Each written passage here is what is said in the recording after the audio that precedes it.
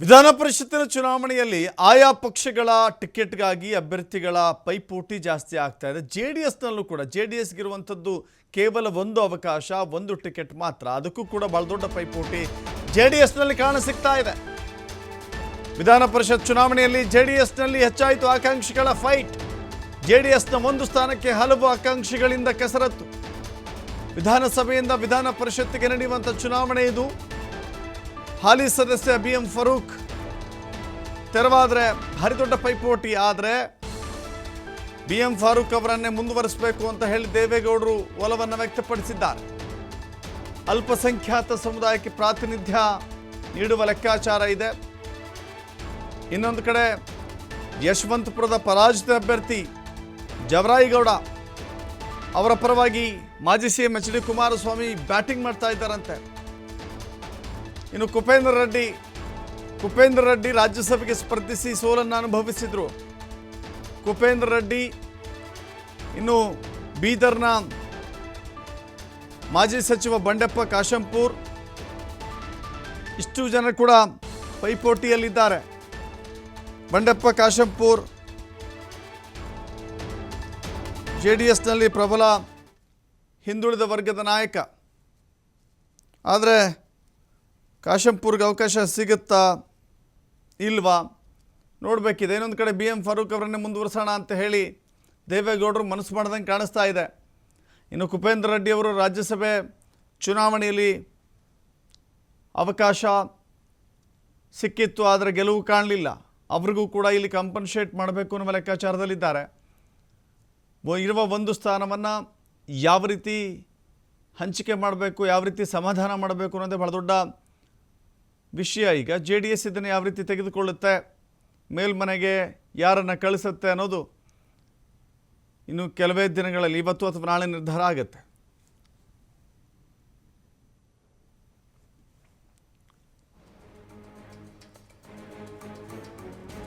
ವಿಧಾನಸಭೆಯಿಂದ ವಿಧಾನ ಪರಿಷತ್ತಿಗೆ ನಡೆಯುವಂಥ ಚುನಾವಣೆ.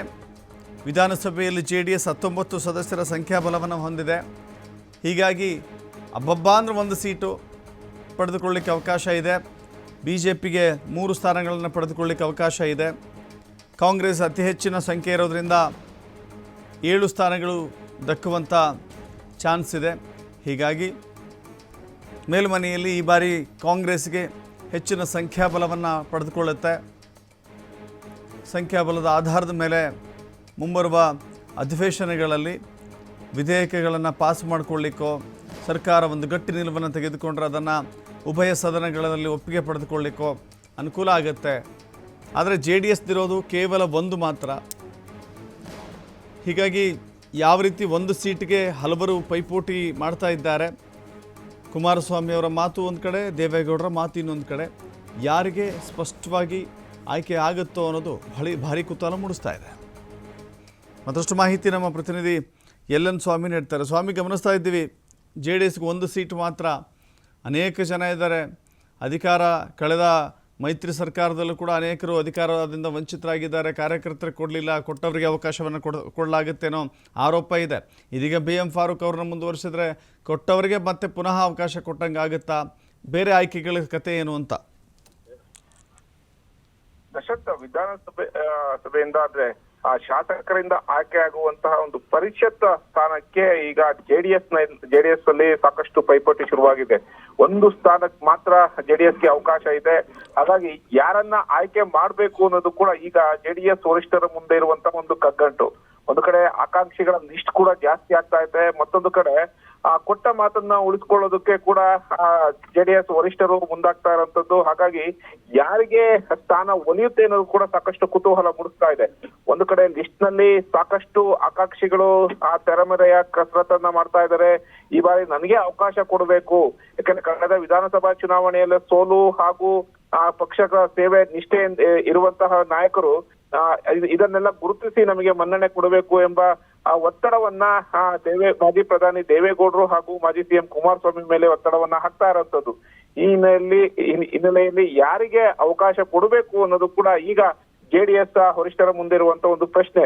ಒಂದು ಕಡೆ ಹಾಲಿ ಸದಸ್ಯ BM ಫಾರೂಕ್ ಅವರ ಒಂದು ಸ್ಥಾನ ಅವರ ಅಧಿಕಾರಾವಧಿ ಮುಗಿತಾ ಇದೆ, ಅದನ್ನ ಅವ್ರಿಗೆ ಮುಂದುವರಿಸಬೇಕು ಎಂಬ ಲೆಕ್ಕಾಚಾರದಲ್ಲಿ ಮಾಜಿ ಪ್ರಧಾನಿಗಳಾದಂತಹ ದೇವೇಗೌಡರು ಇರುವಂತದ್ದು.